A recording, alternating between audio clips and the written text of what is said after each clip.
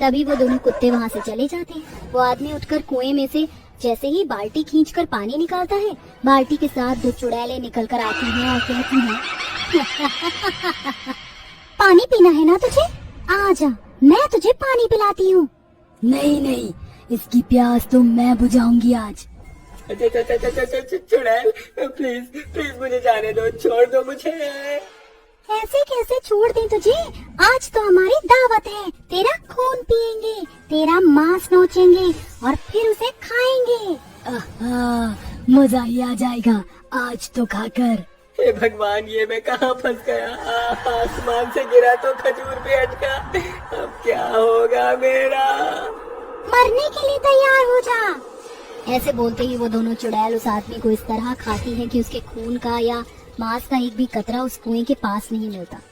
ऐसे ही रात के समय एक औरत उस कुएं के पास से गुजरती है तो दोनों चुड़ैल उसे भी मारकर खा जाती है। एक हफ्ता बीत जाता है, कोई भी उस कुएं के पास नहीं आता। तभी दोनों चुड़ैल कहती हैं, अरे कोई आ क्यों नहीं रहा यहाँ पर? हाँ, बहुत दिन हो गए हैं, पता नहीं कोई शिकार क्यों नहीं आ रहा। गला सूख रहा है मेरा तो खून पीने के लिए। दोनों अपनी भूख प्यास की बात कर रही थी कि रवि हाथ में मटका लिए बड़बड़ाते हुए आता है। सरला को भी चैन नहीं है। अरे सुबह पानी भर लेती, रात में मुझे ही भेजना जरूरी था क्या? कल भर सकती थी पानी। अरे वाह वाह, शिकार आ ही गया पानी भरने। इसे तो मैं ही खाऊंगी, मैंने पहले देखा है। ऐसे कैसे आएगी तू खाएगी? पहले मेरी नजर उस पर पड़ी है, वो मेरा शिकार है, आज तो मैं ही उसे खाऊंगी। ए बुढ़िया, पहले मैंने इसे देखा है तो मैं ही खाऊंगी, और दिखने में तो बहुत अच्छा लग रहा है। लगता है इसका दिल भी उतना ही मीठा होगा। ना, तेरे पहुँचने से पहले मैं ही चिकने को खा जाऊंगी। ऐसा कहते ही वो दोनों चुड़ैल उस आदमी को पकड़ लेती हैं। एकदम से वो आदमी चुड़ैलों को देखकर डर जाता है और कहता है, चुड़ैल, ये कहाँ से आ गई? आज छोड़ दो मुझे, छोड़ दो, जाने दो मुझे, छोड़ दो। मैं तो बस पानी लेने आया था। पानी लेने आया था? पर अब तो तेरा कचुम्बर निकल जाएगा। हम जो तुझे खाएंगे, बड़ी देर लगा दी तूने आने में। ये सब सरला की वजह से हुआ है। वो मुझे इतनी रात में इस कुएं पर पानी भरने नहीं भेजती तो इन दोनों चुड़ैलों से मेरी मुलाकात ही नहीं होती। देखो, मैं तुम्हारे आगे हाथ जोड़ता हूँ, मुझे छोड़ दो, मैंने तुम्हारा कुछ नहीं बिगाड़ा। अच्छा, नहीं बिगाड़ा तो बिगाड़ने की कोशिश भी मत कर, क्योंकि हम बहुत दिनों से शिकार के लिए भूखे बैठे हैं और हफ्ते भर बाद यहाँ तू आया है तो हम खा कर ही रहेंगे। अरे तुम किसी और को खा लो, लेकिन मुझे छोड़ दो। मैं बाल बच्चों वाला आदमी हूँ, मेरी बीवी बच्चे मेरा घर पर इंतजार कर रहे हैं। तू कैसा भी आदमी हो, लेकिन हमारी भूख मिटाने आया है और वो तो हम करके ही रहेंगे। ऐसा बोलते ही वो दोनों चुड़ैल उसे एक झटके में मारकर खा जाती है।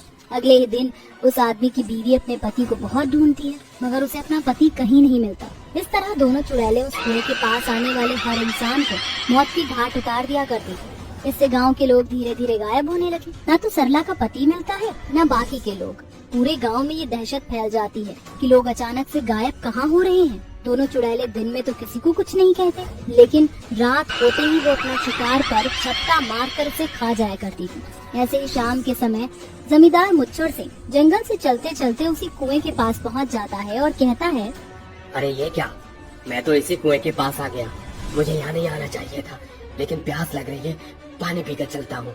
ये बोलते ही जमींदार कुएं से जैसे ही पानी निकालता है, वो पानी खून में बदल जाता है, जिसे देखकर उस जमींदार की रूह कांप जाती है और कहता है, खून खून ये खून खून कहाँ से आया?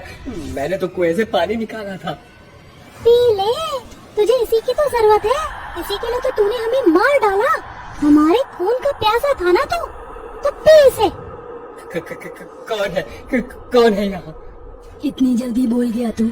चल आजा, मैं तुझे थोड़ा याद दिलाती हूँ। याद कर वो दिन जब तू मेरे पास मिली है मेरी प्रॉपर्टी हथियाने के लिए, मेरे दरवाजे पर आया और बोला, जानकी देवी, मैं किसी जरूरी काम से तुम्हारे पास आया हूँ, क्या 2 मिनट बैठकर बात कर सकता हूँ? हाँ बोलो, क्या बात है? अरे निमकी बहू, जरा पानी लाओ, जमींदार साहब आए हैं। निमकी पानी लाकर जमींदार को दे देती है।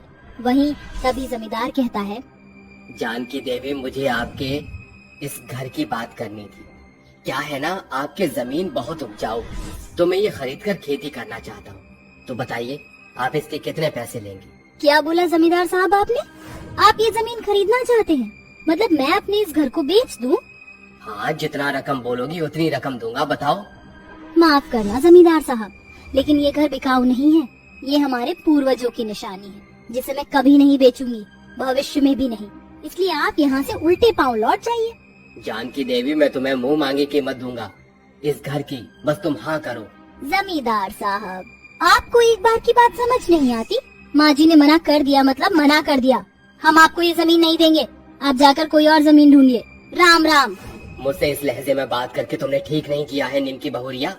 जमीन तो मैं लेकर ही रहूंगा, चाहे प्यार से चाहे हलाल से। ऐसा कहकर अगले दिन जमींदार आता है और कहता है, क्या तूने अभी अपना फैसला बदला है या नहीं? तो फिर आ गया यहाँ पर।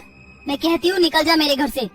गुस्से में बात सुनकर जमींदार पास की टेबल से चाकू उठाता है और उससे जानकी देवी को मार डालता है।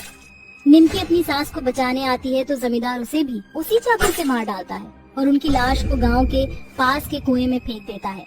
उसी के बाद से हम दोनों की आत्मा उस कुएं के पास रहने लगी। इसी बदले में एक दिन तू आएगा और